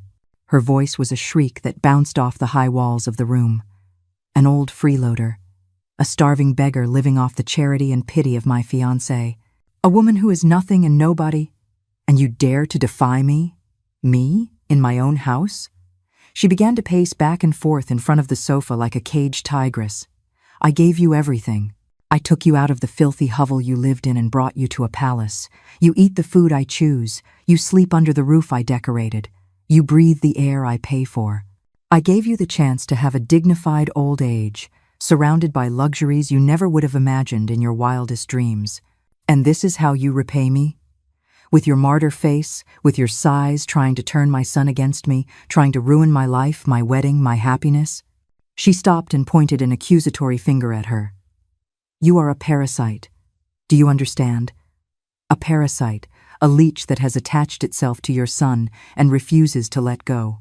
You can't stand to see that he loves me, that I am his present and his future, while you are just an annoying memory of a past we all want to forget. But it's over. From today on, I am the owner of this house, his money and his life, and you are nothing. You are dust. You are a leftover." In her fit of fury, her crazed eyes searched for something to destroy. They landed on the fireplace mantel, where an ornate silver frame held one of Ethan's favorite photographs, his elementary school graduation picture. It was an image of innocence he cherished. With a guttural cry, Scarlett snatched it. "You want to talk about the past? About a mother's love?" She spat. "This is what I think of your miserable past." And with all her strength, she hurled the picture frame against the marble hearth. The impact was brutal. The glass shattered, scattering across the floor in 1,000 glittering fragments. The silver frame dented and twisted. No, Eleanor's scream was a visceral lament, a sound torn from the depths of her soul. It wasn't just a photo. It was the symbol of her sacrifice, the face of her son's innocence, the only treasure she had left from a life of struggle. Without thinking of the danger, she slid off the sofa and began to crawl across the carpet toward the pieces of glass, with the desperate intention of rescuing the broken image of her son. Tears blinded her, and her hands trembled as she tried to gather the pieces of the torn photograph. Scarlett stood over her, her chest heaving, a goddess of destruction contemplating her work. On her face there was no regret, only the savage pleasure of victory. The mask of perfection had not just been broken, it had been pulverized, and the monster that lived beneath reveled in the devastation it had caused. She believed she had finally broken Eleanor completely. This isn't just an act of rage. It's a strategic strike against the very core of Eleanor's identity, her motherhood. Some things, once shattered, can never be pieced back together. Is this the moment the last of Eleanor's fighting spirit is finally extinguished? The room fell silent, broken only by the heartbreaking sobs of a mother kneeling over the remains of her heart. The mansion's living room had transformed into a battlefield. The air was thick with hatred and tension. Eleanor, kneeling among the shattered glass of her most precious memory, felt each piece of glass like a stab in her own heart. Sobs shook her body, but they were not sobs of defeat. They were of a deep, primal rage. Scarlett watched her from above, her chest heaving, savoring her apparent victory. She thought she had destroyed her, but she underestimated the strength of a mother wounded in her most sacred place. "What's wrong, mother-in-law? Your little toy broke?" Scarlett mocked, her voice a venomous hiss. "You should thank me. I'm doing you a favor by erasing those memories of poverty. In your new life at Serenity Villa, you won't have room for cheap sentimentality." Slowly, with a dignity that seemed to be born from the ruins of her pain, Eleanor stood up. She brushed the small fragments of glass from her dress, ignoring the fine cuts they had made on her hands. She lifted her face. Her eyes, red from crying, no longer showed fear, but a cold, hard flame. "You can break a picture frame, Scarlett. You can spill my coffee. You can hide my things. You can humiliate me, she said. Her voice was low, but it cut through the air like a knife. But there's something you can never break, and that's the love my son feels for me. That's not made of glass. It's made of something you'll never understand. And that love, sooner or later, will open his eyes. Eleanor's calm, her unexpected and defiant declaration of faith, was the spark that caused the final explosion in Scarlett.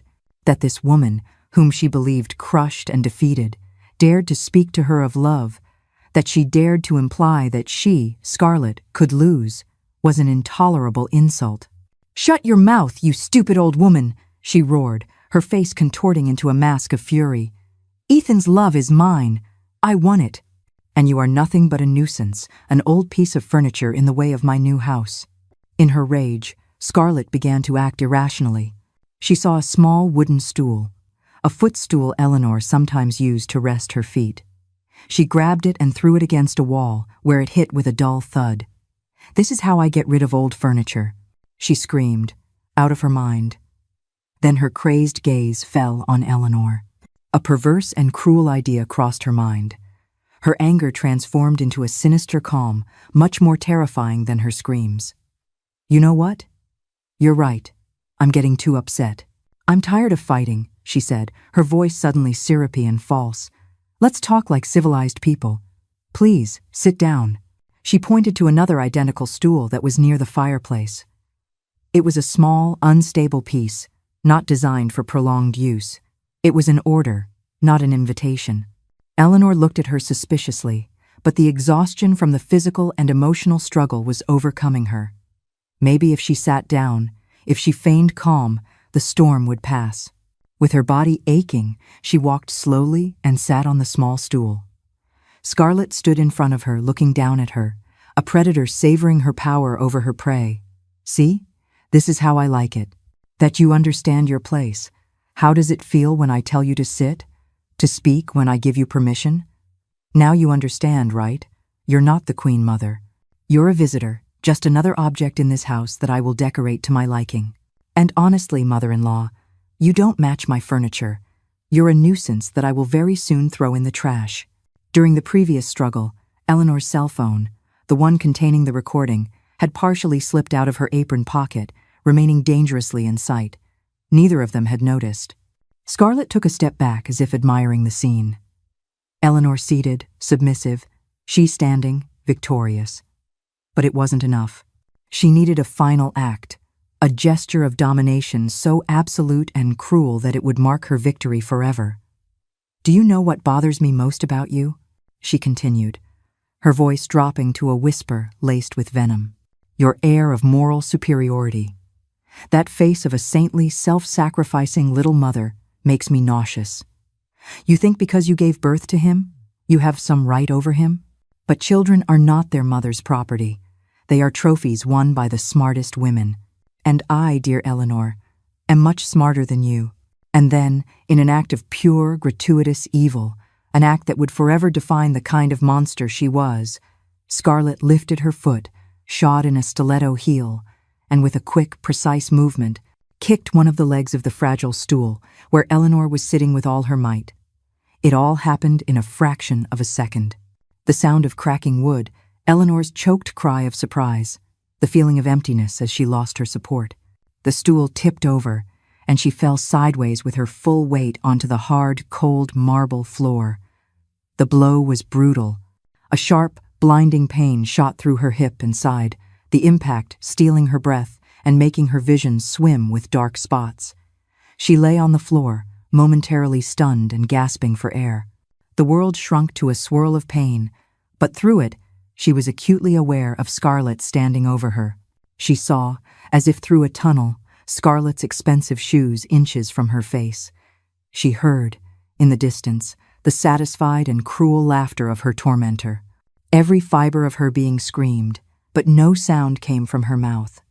She was broken, physically and spiritually. She had fought, she had resisted, but in the end, she had lost. Evil had won. She felt the tears begin to roll down her temples, mixing with the dust on the floor. She gathered the last ounce of air left in her lungs, the last drop of will, and exhaled it in a whisper. A plea directed not to Scarlett, but to the universe, to God, to nothingness. A final surrender. Please, stop. It is often in the moment of absolute surrender, when all hope seems lost, that destiny chooses to intervene. But the question is, what will a son, blinded by love, truly see? The entire story hinges on this next moment. The silence that followed Eleanor's plea was dense, heavy. Scarlett enjoyed it. She savored it like an expensive wine. She contemplated the woman lying on the floor, a mass of pain and defeat, and felt an intoxicating wave of power. She had won. She had crushed her. She had silenced her forever. She was so absorbed in her triumph that she didn't hear the almost imperceptible sound of a key turning in the front door lock. She didn't hear the soft click of the bolt opening. She didn't hear the silent footsteps on the foyer rug. Ethan had had a premonition. The morning meeting had been cancelled at the last minute, and instead of feeling relieved, he felt a strange pang of unease, a feeling that something was not right at home. He decided to return, perhaps to take his mother and Scarlett to lunch, to smooth things over before the big party. He stopped by a flower shop and bought a huge bouquet of Scarlett's favorite orchids, a gesture of peace and love. He entered the house with a smile on his face, ready to announce the good news. But the smile froze on his lips as he reached the threshold of the living room. The scene that greeted him was one of devastation. The overturned stool, the shattered glass scattered in front of the fireplace, and in the center of it all, his fiancée Scarlett, standing with an expression of wild triumph on her face and at her feet, lying on the floor, like a wounded animal. His mother. He was paralyzed, his brain unable to process the incongruity of the image.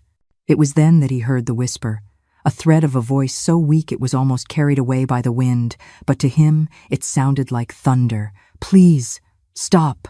The bouquet of orchids slipped from his limp hand. The purple and white flowers fell to the floor with a soft, dull thud, scattering across the carpet. The sound, though slight, was enough for Scarlett to finally realize they were not alone. She turned slowly. The expression on her face went from triumph to disbelief, and from there to absolute panic in a fraction of a second. She turned a waxy shade of pale. "My love," she exclaimed, her voice high and shrill. "Ethan, thank God you're here. You have no idea what just happened." She began to speak at top speed, stumbling over her words, weaving an increasingly desperate and convoluted web of lies. Your mom went crazy. Completely crazy. She started screaming that I was the one trying to rob you. She grabbed your photograph, your treasure, and smashed it against the fireplace with her own hands. I tried to calm her down, to reason with her, but she became like a wild animal. She attacked me, she scratched me, and in the struggle, she tripped over the stool by herself and fell. I swear, my love, she's losing her mind. I've been telling you, she needs professional help urgently. But Ethan wasn't listening. He wasn't even looking at her. He walked past her as if she were a statue, his eyes fixed on the still figure of his mother. His movements were slow, deliberate, charged with a fury so cold and deep, it was far more terrifying than any shout. He knelt beside Eleanor. "Mom," his voice was barely a murmur. "Mom, are you okay? Can you hear me?" With infinite gentleness, he slid an arm under her shoulders to help her sit up. Eleanor groaned in pain, clinging to him. As he moved her, something fell from her apron pocket and landed on the floor beside them. It was her cell phone. The screen was slightly cracked from the fall, but it was on, displaying the voice recorder interface. Ethan saw it. His gaze went from the phone to Scarlett's terrified face, and then back to the phone. The pieces of the puzzle began to fit together in his mind with painful, terrible clarity. He picked it up. His thumb moved with a sinister calm over the screen. He pressed play, and then the room filled with Scarlett's voice. The clear, mocking, and cruel voice that Eleanor had recorded by the pool. "The nursing home, friend, is a dump. I called it Serenity Villa. What a laugh." Ethan swallowed the story that it's a spa. Scarlett tried to say something. She stammered a no. "That's..." But the voice from the recording silenced her. "He's so noble and so hard-working. And so dumb. He believes all my lies." Sometimes I even feel sorry for him, but it passes quickly when I see his credit card statement. Every word was a hammer blow to Ethan's heart. The betrayal was absolute, the manipulation grotesque. When the old lady is locked up tight, and I have control, we'll visit her less and less until she dies alone in that hole. It'll be my wedding gift. Ethan stopped the recording. The silence that remained was heavier than a tombstone. The truth, once spoken, cannot be unheard. In the deafening silence that follows, an entire world built on lies has just been leveled to the ground. Now, out of the rubble of this devastating betrayal, a mother and son must face the painful aftermath. He helped his mother to her feet, holding her firmly. Eleanor leaned on him, her refuge, her salvation. Then Ethan turned to face Scarlett. His face was an impassive mask, but his eyes burned with an icy fire. There was no pain, no sadness, only infinite contempt. Scarlett broke down. She fell to her knees, crawling towards him, crocodile tears streaming down her face. "No, my love. Please, forgive me. I love you. I did it for us, for our future. That recording is edited. It's taken out of context. I swear." Ethan looked at her as if he were looking at an insect. When he finally spoke, his voice was so calm, so devoid of emotion, that every word was a death sentence. "You don't have to explain anything, Scarlett. I've heard everything, and I've seen everything." He took out his own cell phone with precise, economical movements. He opened his banking app.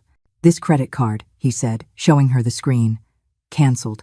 The authorized user on my checking account. Cancelled. The access to the house. Cancelled." Scarlett stared at him, her mouth open in horror, as he dismantled her life of luxury in a matter of seconds. "Get your things. You have 10 minutes to disappear from my house and my life. Call one of your friends or a taxi. The driver won't take you to the corner. The guards at the gate will make sure you don't try to take anything that isn't yours. And if you dare to come near me or my mother again," he continued, his voice dropping even lower, becoming lethally quiet, "I will not just ruin your career. I will release this recording to the press. The entire city, all those senators and CEOs you admire so much, will know exactly what kind of monster you are. You will be a social pariah for the rest of your life. Am I clear enough?" The fury wasn't an explosion of noise. It was the silent, devastating force of a black hole, consuming her entire world without a sound. She, trembling, knowing she had lost everything, could only nod, choked by her own lies. Scarlett's world collapsed in slow motion. The 10 minutes Ethan gave her were the most humiliating countdown of her life. She got up from the floor, her legs weak, and went up the stairs under the implacable gaze of Ethan, who didn't move from his spot, protectively holding his mother. Every step was torture. She knew that Gloria and the rest of the household staff were hidden, listening, witnessing her downfall. In what had been her room, now foreign territory, she acted with the desperation of a thief. She opened drawers, yanking out silk clothes and designer dresses, throwing them carelessly into a brand-name suitcase. Her hands moved towards the jewelry box, a treasure chest that Ethan had given her. She opened it, her fingers searching for the diamond necklace, the emerald earrings, the gold watches, but a voice from the door stopped her cold.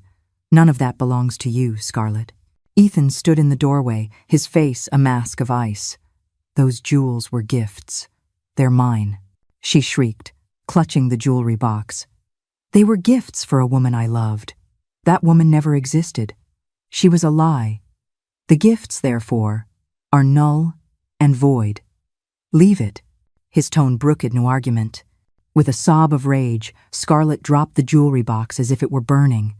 She grabbed her purse, her most expensive shoes, and stuffed everything she could into the suitcase.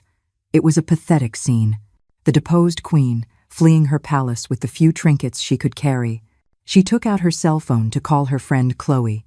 "Chloe, you have to come get me at Ethan's house right now," she whispered, trying to maintain what little dignity she had left. Chloe's voice on the other end sounded cold, distant. "Did something happen, Scarlett? I'm in the middle of a facial. Ethan threw me out. He threw me out of the house. You have to come get me." There was a pause. "Oh, what a shame, friend. But you know what? My car is in the shop right now, and I have a terrible headache. I can't drive. Call an Uber. Good luck with that. Click. Chloe had hung up on her. The rats were the first to abandon the sinking ship. Humiliated, defeated, she called a taxi service. With the suitcase in one hand and her pride in pieces, she descended the grand staircase for the last time. As she passed through the living room, she saw Gloria, who was now in plain sight, carefully cleaning up the remains of the broken picture frame, a task that seemed symbolic. Gloria didn't look at her with triumph, but with an icy indifference that was much worse. 2 security guards Ethan had called were waiting for her at the door. They escorted her to the taxi waiting outside, making sure she didn't stray. When the door of the modest sedan closed, separating her forever from the life of luxury she had so craved, Scarlett finally broke down and began to cry, not from remorse, but from pure, selfish rage for all she had lost. Inside the house, once the sound of the car faded, a deep, heavy silence settled in the living room. It was a different kind of silence than before. It wasn't tense. It was the silence of emptiness, the kind that remains after a storm has destroyed everything.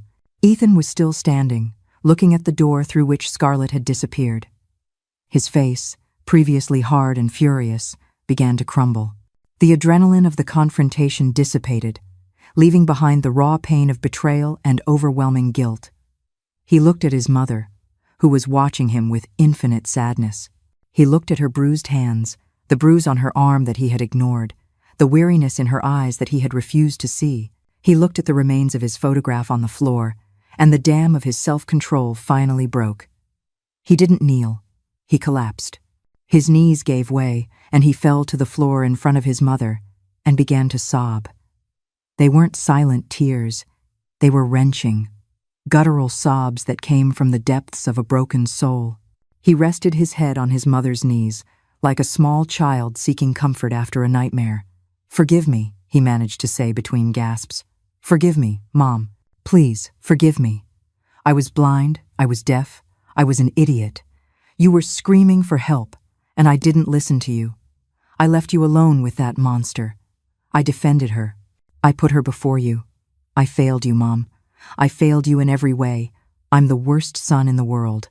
Eleanor, despite her own physical and emotional pain, felt her heart expand with an immense love. Her son's pain was 1,000 times worse than her own. With trembling hands, she stroked his hair, the nape of his neck, as she used to when he was a child and had a fever. "Shh, it's over, my boy," she whispered, tears now streaming down her own cheeks. "No, my son, don't say that. You weren't an idiot. You were in love, and love sometimes makes us all blind and deaf. It's not your fault. The fault lies with evil, not with love. It's over now. The nightmare is over. We're together now, and that, my Ethan, is the only thing that matters." Her forgiveness was instant, absolute, and unconditional. There were no reproaches, no resentment, only the pure love of a mother getting her son back. They stayed like that for a long time, embracing amidst the rubble of their lives, crying together, healing together. Gloria approached them with silent steps. In her hands, she carried not only a glass of water, but also a small first aid kit and a cup of hot linden tea. She knelt beside them. "Ma'am, let me clean those hands," she said softly as she began to gently clean Eleanor's scrapes. Then she offered the tea to Ethan. "For the shock, sir." Ethan looked up, his eyes red and swollen. "Thank you, Gloria. And forgive me, too, for not having seen anything." "There is nothing to forgive, Mr. Ethan," Gloria replied. And for the first time since the story began, a genuine, wide smile lit up her face. The nightmare is over for everyone. When Gloria withdrew, Ethan took his mother's hands, the ones the maid had just bandaged. He kissed them one by one. "I swear on my father's memory, Mom. I swear it here and now. Never again. Never again will I doubt you. Never again will I let anyone, absolutely anyone, hurt you again. Never again will I put any person or thing above you. From this day on, you are my queen, my priority, my everything. And I'm going to spend the rest of my life trying to make up for every tear you shed in this house. I swear it." The hug they shared then was a rebirth, the embrace of truth that sealed the end of the lie and the beginning of a new life. Standing before the mirror in the room that was no longer cold, Eleanor no longer saw a strange figure draped in borrowed armor. She saw only herself, a woman whose wrinkles were a map of resilience. The silence of the mansion no longer echoed threats, but rang with the melody of peace she had reclaimed. The shackles of humiliation were not merely broken, they had dissolved like morning dew. She realized her silence had never been the price of her son's happiness. It was the very cage that had imprisoned them both. And the truth, however painful, was the only key to liberation. Eleanor's story is a profound reminder of the hidden strength within each of us. If you believe that truth and courage can triumph over any scheme, hit the subscribe button so you don't miss the inspiring stories to come.